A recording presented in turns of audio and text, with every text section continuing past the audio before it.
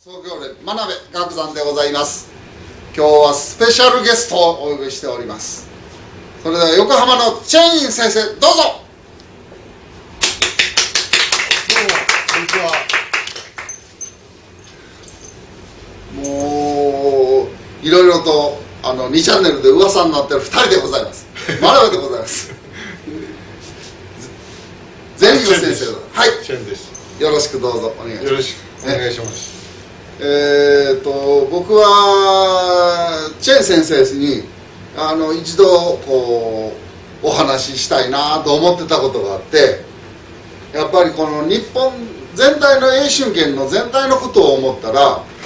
やっぱり今英春圏を志している生徒さんにとって非常に不幸な状態が続いているなと思うんですよ。だから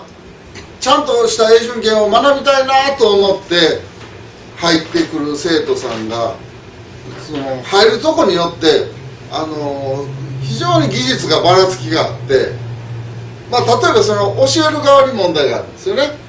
例えば1年ぐらい 1,2 年勉強してで適当にやめてからもう教える方に回ってるっていう状況がありまして、そういう昔から結構ありますよね。これは英春圏だけに限らず空手でもジークンドーでもそれはそうなんですけども、それはやっぱり教わる人も不幸だし、その人に、入るっていうことは、その人の練習会に入るということはね、ですからすごい不平等があると思うんですよ。入ったとこによっていい加減な英春圏を習って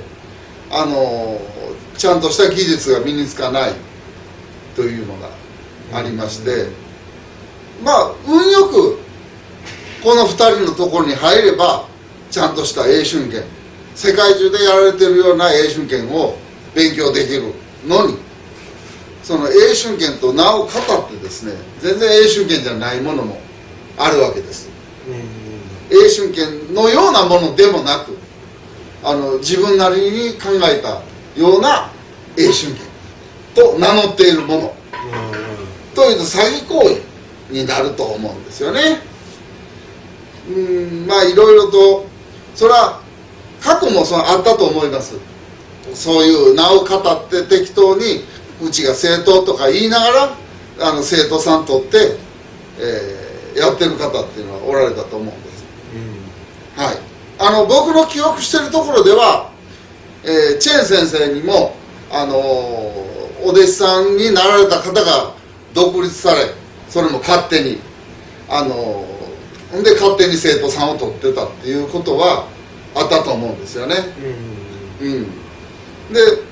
そこにもちゃんとした英春圏だと思って来るわけですよね。ホームページもあるし募集もしてるから行こうかなと思ったら第三者から見たらこんな加減なところに入らない方がいいよと、もし僕になんかいろいろ質問してくるんならもうやめなさいと、英春圏はここでは学べませんなんていう教室が多々あるかと思うんですよね。例えば昭和80年代ぐらいからもう他英春圏はなかった時代ですよね。イニシャルでいうと K さんっていう人がいたはずなんですよ。K 村なんとかなんていう人がね、はい、その人もそういう類のところでありまして、どういう経緯でそういうふうになったのか僕はもうよくわからないところでありまして、情報源なんか2チャンネルですから本当か嘘か分かりませんし、そこら辺のところをですね、それの繰り返しがいくつもあって、僕も ありました、そういうのがね。そういう繰り返しがあってこの今の現実が指導している現実もあるわけですけども、ちょっと名を語って適当に教えるなんていう人が日本人の中には、英春圏をやる人の中には割と多かった。中国人には僕はいないと思うし、香港人にもいないと思います。台湾はどうなんですかね。台湾多少日本とその似てるところはあるんで、あ、そうなんですか。多少もあるはあるんですよ。まあ、台湾の英春拳というと、まあ、第一人者は盧文金先生で、あと23系統、まあ他の系統でも台湾に移住されて始めてらっしゃる方も、まあ今だんだん増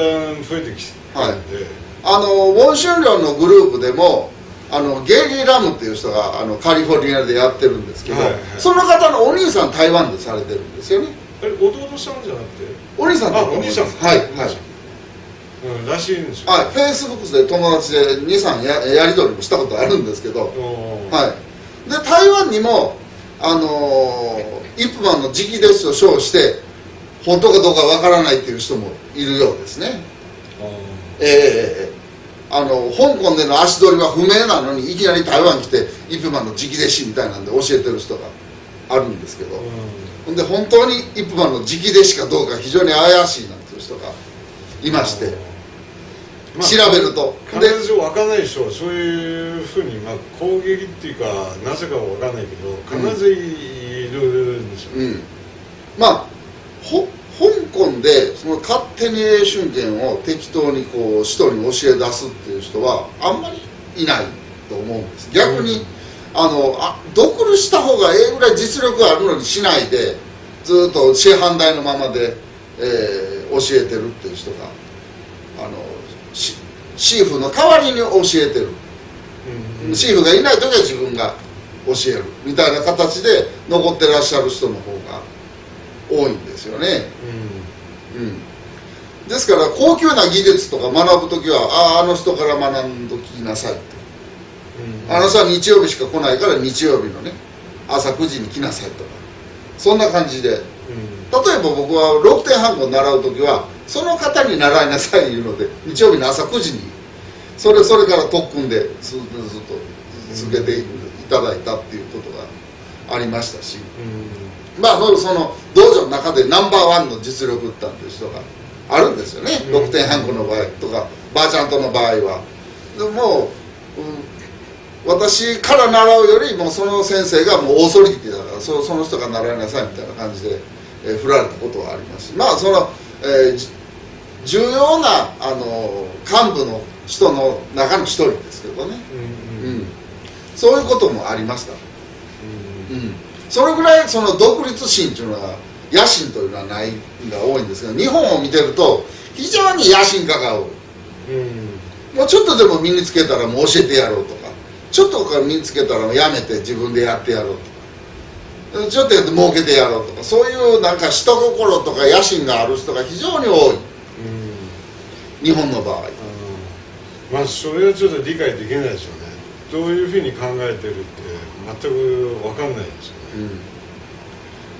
まあ分かる気も僕もありませんが、まあ、正しい技術をちゃんと身につけたいっていうだけのことで、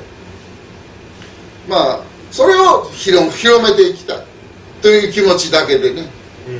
あんまり儲けてやろうとかそういう下心というのはあんまり持ち合わせてないんですが、まあ僕もそんな人たちの気持ちを分かろうという気持ちもありませんし、大体その80、90年代ぐらいになりましたら、まあ英春拳の教えてる日本の歴史を言いますとね、まあ、慶村さんとでチェン先生の2代の時代がありまして、でそれからまた私の師匠の名前は言えませんなんていう人が何人か出て、坂なんていう人がいましてね、で私の系統は教えられませんと、系統が教えられない人は教えたらあかんやろと、まあ思うんですけどね、でも一世代飛んで師匠系統はイップマンとか言うんですよね、そんな人に限って。じゃあイップマンの直弟子の誰から習ったんや言うたら言えないんですよ、まあその慶村さんも言えない、うちの一人ですよね、いろいろ事情があって言えないのでございますなんていう人が、それが怪しいっていうんです。胸張って言えるでしょ、堂々としないと。ローマンガンの直弟子だって胸張って言ってるじゃないですか。それは素晴らしいことなんですよ。私はオンシュレの孫弟子です。胸張って言ってます。言えない人はどういうことなんですかと私は言いたい。そう先生に対しても本当に失礼ですよね。そうです。まず武術ね、最初その人間の道徳とかそういうね礼儀一番最初一番大事なんですよね。それが分かんないと武術触らない方がいいですよ。そうですね。僕もその自分の師匠に対しての尊敬の気持ち、それは系統の皆さんにいろいろしていただいた恩情の気持ち、はい。まあその自分の師匠の兄弟子弟弟子の皆さんにいろいろと優しくしていただいたりアドバイスしていただいたり、ちょっと質問したら答えていただいたり、フェイスブック上でもフェイスブック、まあ、以外でほとんど見たことないっていう人でもいきなりメッセージ入れてもちゃんと返ってきたりするので、非常にありがたい先輩ですね。それのお弟子さん、まあ言うたらいとこ弟子みたいな形の方と交流したり、まあいろいろ、まあそのボンシュンリョンのグループの中ではいろいろ交流させていただいてます。それは自分がウォンシュンリョンだと言ってるからですね、の系統だと胸張って言えるからであって、自分の師匠の名前も系統の名前も言えないけど一夫マン派でございますねっていうのは恥ずかしい極みだと思うんですよね。それは自分の師匠に対して侮辱してるようなもんですよね。まあ許せない行為の一つだと思うんですが、まあその先ほど言われた80年代から英春権をまあ背負って立ってたというような方も本も出してるから有名ですよね。2冊ぐらい出してるじゃないですか。あの本も結構高いんですよ。あ、そうなんですか。なんであんな本買うんやろうと思ってるの。不思議でしょうがない。まあそこそこ多分そういう出してる人はいないですから、まあみんな買っちゃうんじゃないですかね。それもあるし、でそれ以降でもですね、DVD 出してる人がもう教えちゃいけないようなレベルの人が DVD 出したりですね、で結局それも系統がわからないんですよね。誰の英春権って言ったら誰っていうわけではない。アメリカでよくやってる英春権みたいな、そんな感じ、やっぱりそんな感じなんですよね。でそういう指導者だらけだという現実を皆さんに知っていただきたい。ひどい話です。僕の知り合いで尼崎の方でロブンキン先生に2日面談してそれで教えてる人います。もしご覧の皆さんの中でその方のお弟子さんだったら練習生だったら非常にもう質の悪い英春権を学んでます。ロブンキン先生が質が悪いわけじゃないですよ。2日で英春権なんか身につかないのに先生ずらして教えてるんですから、それはそもそもバックボーンのある憲法の理屈でやってるだけですから。太極拳やってんだったら太極拳の理屈で考えた英春権2日じゃ身につかない。2日で身につくんだったら僕はもうすごい達人ということになってしまいます。まあ私は普通です。ボンシュンリョンのグループの中でも普通です。そんなに強いわけでもない、まあ弱いわけでもないんですが、とびきり強いわけでは全然あります。普通です。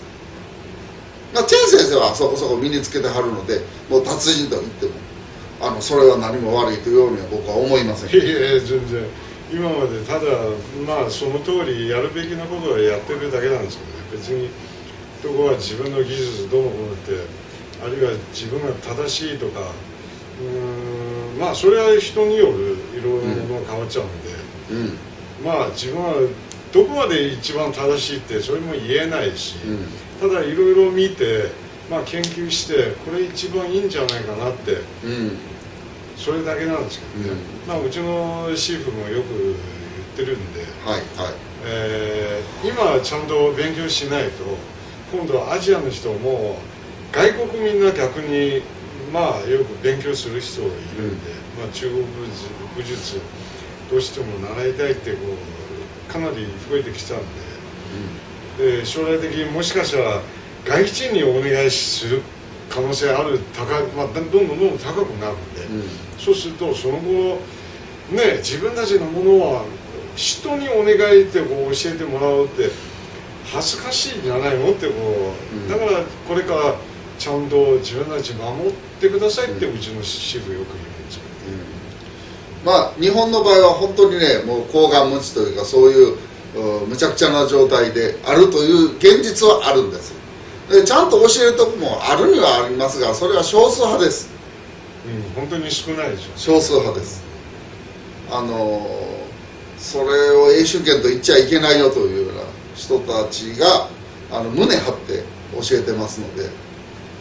そういうところに限ってもう1年か2年ぐらいしたらもう自分で独立させて支部も出してる、そこから教わる人の悲劇です、ちゃんと身についてないのに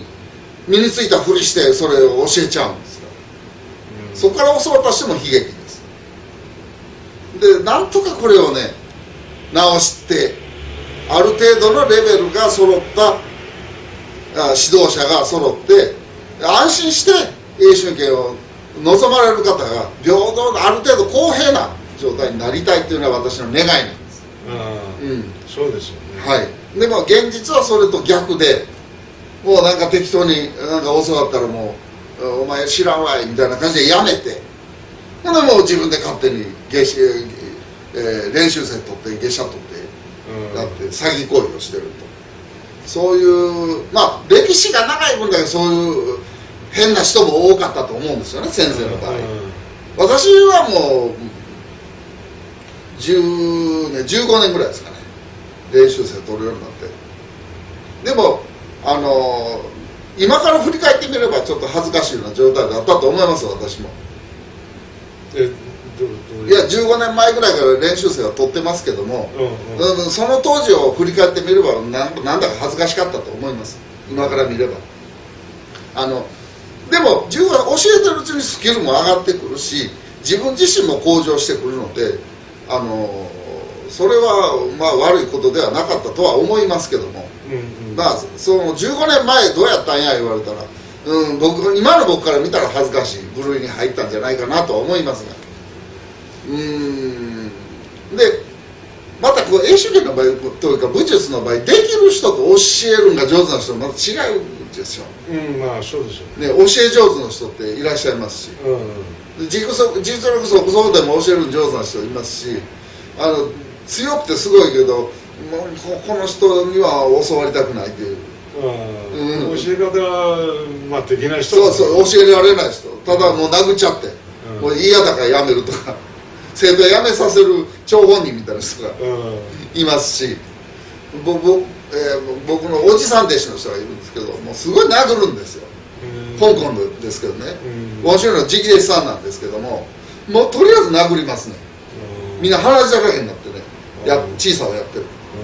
バンバン殴られてで結局ねやめちゃうんですよ。1回2回は辛抱してやってもそれがもう半年とかほんでもうその人がおって「おい」とか呼ばれたらやらざるを得ないと、そういうのでもうだんだん来なくなってほんで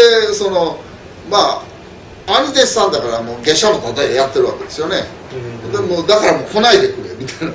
感じになって疎まれて、でなったおじさん弟子のシーパクとかもいらっしゃいますからね、まあ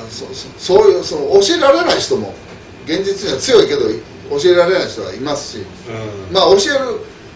のもまた別のスキルがいります。自分が習得するだけじゃなくて、それは分かるんですけどもいくらなんでもひどいとこのレベルに差があるのは格差があるのはちょっと考えなきゃいけないなと思ってる部分もあります。まあ過去にチェン先生に非常に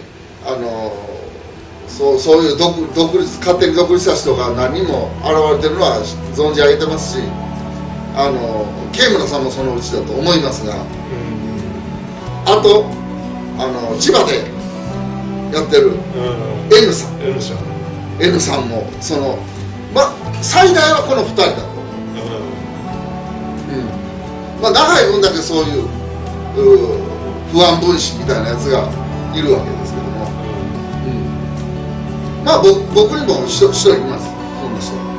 はい。こういう人